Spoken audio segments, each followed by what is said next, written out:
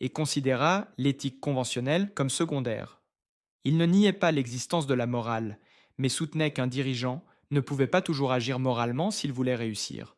Ce type de leadership exigeait de l'audace et souvent une certaine cruauté et hardiesse. Pourtant, Machiavel considérait ces qualités comme essentielles pour maintenir l'autorité.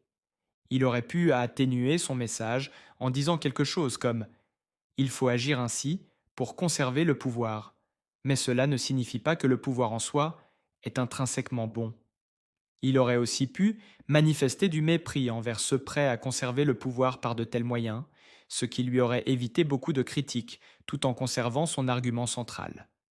Tout au long de ce court livre, Machiavel déconstruit systématiquement les idées traditionnelles sur la morale et présente à la place un portrait troublant, mais souvent étonnamment précis, du fonctionnement réel du pouvoir.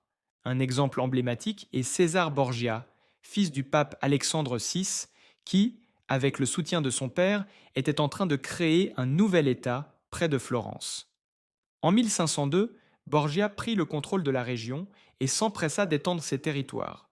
Pour conserver son autorité sur la ville récemment conquise, il laissa son lieutenant de confiance, Ramiro de Lorca, en charge, lui ordonnant d'établir l'ordre par tous les moyens nécessaires. Borgia accorda à Lorca une totale liberté pour exercer la cruauté comme bon lui semblait. Lorca ne perdit pas de temps à appliquer ces mesures sévères. Sous son régime, des hommes furent exécutés publiquement devant leur famille, des biens furent confisqués, et toute opposition fut écrasée sans pitié. Les résistants subissaient des punitions brutales, notamment la castration. Au fil du temps,